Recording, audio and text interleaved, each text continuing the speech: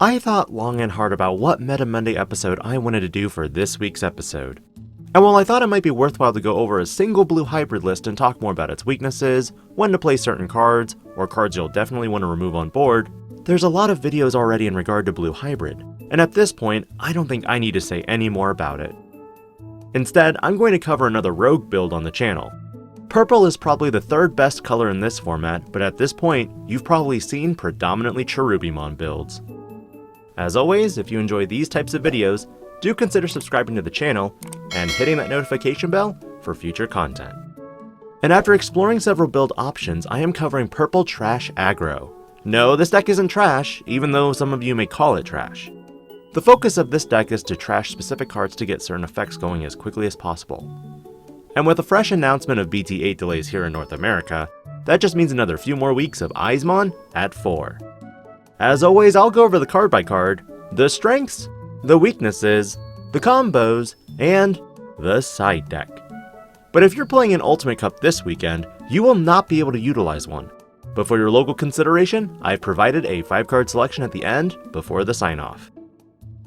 This deck runs 5 level 2s, 14 level 3s, 14 level 4s, 5 level 5s, 4 level 6s, 2 Tamer cards, and 11 option cards. For level 2s, this deck runs 1 Demi-Meramon and 4 BT6 Sunomon. Demi-Meramon would have been the primary purple egg if you're going for a deletion strategy. Unfortunately, because a lot of the hybrid meta format revolves around Tamers, more than likely that Digimon that's swinging into the security won't actually get deleted. Because of this, Sunomon is our primary for the fact that when we trash cards, we can then draw a card. There aren't any suggested changes to babies at this time, because this deck isn't going for DP buffs, and you are working to control the trashing as much as possible. For level 3s, this deck runs 3 BT2 Gabumon, 4 Gazimon, 3 BT6 Elecmon, and 4 Starter Deck 6 Gabumon. BT2 Gabumon is again one of those Digimon that has a great inheritable if the Digimon dies. With blue being the dominant deck of the meta, Gazimon is an absolute 4-of in the deck to counter Bokomons and any other memory gaining shenanigans. While they could strip the sources off your Gazimon and stun, the main thing you need to worry about is the bounce. Elecmon from BT6 is another great option. On deletion, delete a level 3 Digimon. This Digimon is especially useful when going for the aggressive security check. If it's deleted, you can pop the Bokomon or whatever level 3 target is an issue. In more fun situations, you can pop the Elecmon with a Deathclaw and make it a 2-for-2, taking out a level 4 and a level 3. And last but not least, Starter Deck 6 Gabumon. This rookie is your MVP rookie of the deck that can facilitate some really fun shenanigans, which I'll go over in the combos. For substitutions, there's honestly not a whole lot to substitute. In my playtesting predominantly against blue and yellow, these rookies are exactly the ones you want to have. But there's also memory choking to consider if you want to play 2-cost rookies instead. For level 4s, this deck runs 14 in the form of 2 BT6 Ogremon, 4 Ginkakumon Promote, 4 Eyesmon Scatter Mode, and 4 Eyesmon. 2 Ogremon minimum for the surprise factor if they commit to enough onboard presence that if they hit an Underworld's call, I can call the Ogremon and delete one of their level 4 or lower Digimon. It's also a great option to play if I want to hand 3 memory exactly over. But if Sora and Joe are out, this game's gotta end quickly. Ginkakumon Promote can also digivolve off any of your hard-played rookies the same turn for rushing in for game if needed. And of course, the Eyesmon package. Eyesmon Scatter Mode is useful for of course drawing 3 cards and dumping Eyesmon into the build for wider boards. As for Eyesmon, this Digimon can get big under several conditions and can easily check additional swings each turn. Not a lot to substitute here unless you want to go with EX1 Ogremon for the extra aggression. For level 5s, this deck runs 5 in the form of 3 Lady Devimon and 2 Rebellymon. Lady Devimon helps in further fueling your trash, and if you get to level 6, you have a wide variety of option cards to delete level 3 Digimon. Rebellymon can help slow your opponents down when it comes to attacks, unless they have those hybrids for game. In terms of substitutions, if your meta is running rampant with more rookies, probably put in that 4th Lady Devimon instead. For more aggressive approach, you can use the BT6 Skullgreymon as an option to pump when attacking. For level 6s, this deck runs 4 in the form of 2 Anubismon and 2 BT7 Nidhoggmon. Nidhoggmon is a great target for digivolving into and deleting one of your opponent's level 4 or lower Digimon by trashing a card. In the hybrid format, this is especially useful, but the secondary effect of gaining a memory when it's discarded is great to maintain your memory for an aggressive strategy. As for Anubismon, I haven't seen too many people using this in their builds, but in conjunction with Gabumon and Eyesmon, amazing. This deck doesn't run any other level 6s, but honestly you could test other options in your build. Titamon is another option for the discard effect, keeping it on your turn if you pitch Nidhoggmon when Digivolving into to bring back a Genkakumon promote, and swinging for more checks. This deck doesn't run any level 7s at the present, but should you choose to, I'd probably go with Omnimon's Ward Defeat as a target that may get hit in security. Likewise, this would adjust some of your option cards for maximum trolling. For option cards, this deck runs 3 Jack Raids, 2 Demonic Disaster, 2 Underworld's Call, 1 Calling from Darkness, 1 Purple Memory Boost, and 2 Deathclaw. There's a lot of variety in the option cards area, and I'll go on to explain how I utilize each one. Jack Raids, as you may notice, are not run at more than 3 copies. While I would like to try and fit the 4th one in, there's also the consideration that your primary threat in this format is Blue Hybrid. Because of Madoki Batamon, there's a chance that you won't even get to Jack Raid to trigger, and they'll be trashing fodder in your hand instead. Demonic Disaster is another option that lets me restand my Digimon by deleting another. If it's checked in security, I can revive a level 3 Digimon instead. This card in combination with Elecmon can make for an interesting interaction if you swing. Hit a Tamer, and then pop Elecmon to pop a level 3 Digimon like Bokomon on your opponent's battlefield and restand one of your other Digimon. Underworld's Call is another huge threat in security, especially if you already have Ogremon set up in the trash. You can play the Ogremon and trigger its on-play effect by trashing a card in your hand and deleting a level 4 or lower Digimon. Moving to Calling from the Darkness, this card costs 1 memory that makes you delete a Digimon, then add 2 purple Digimon back to your hand.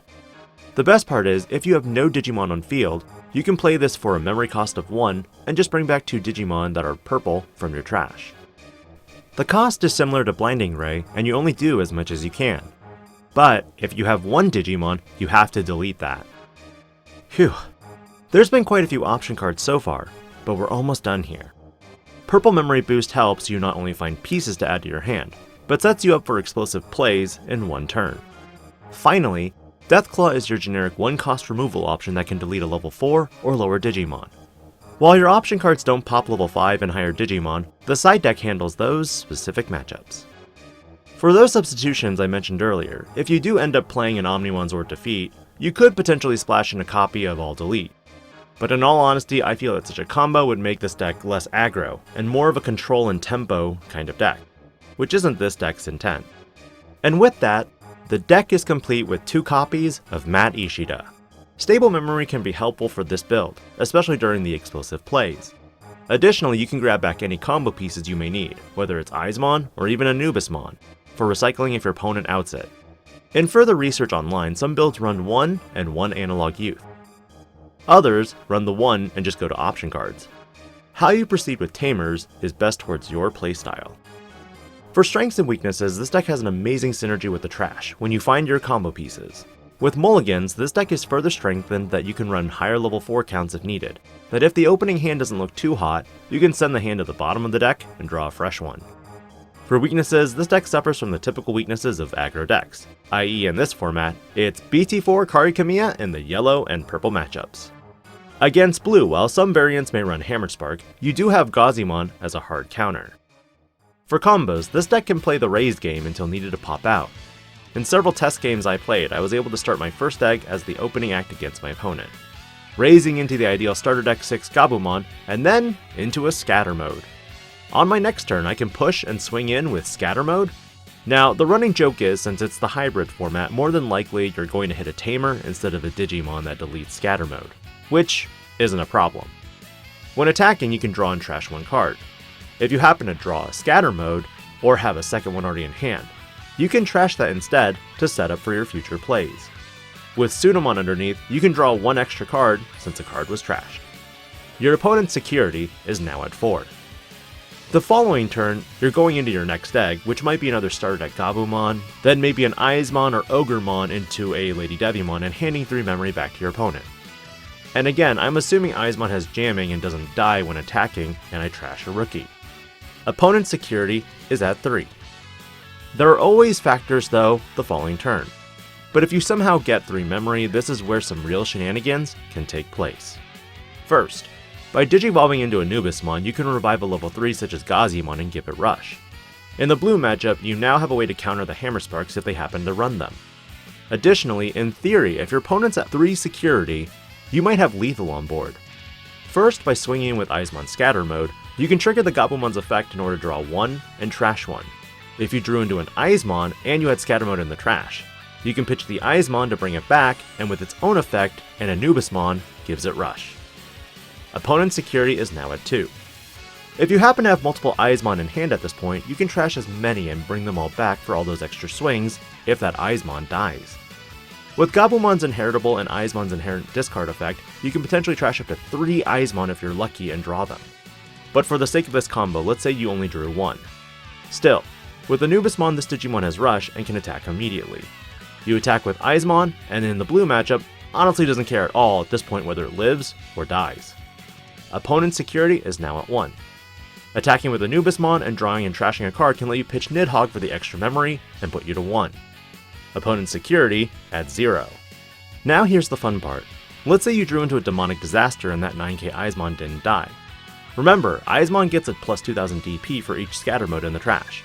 You can pop the Eyesmon with Demonic Disaster and restand Anubismon assuming it lives.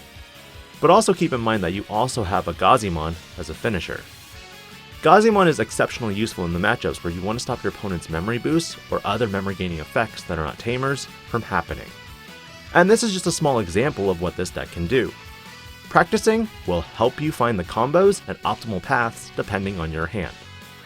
As for side decks, this deck has 5 cards in the form of 2 Lilithmon to adjust your aggressive strategy to a more tempo control style, 1 Fly Bullet for level 6 or lower Digimon, especially if you can't out-aggro them. And finally, 2 Heat Viper for the wide board removal. Overall, Purple Trash Aggro has been a fun deck I've been playtesting, and I hope you enjoyed this deck profile as well. What are your thoughts and changes you'd make to this build? Let me know in the comments below. This is DIGI-PANDA, logging out.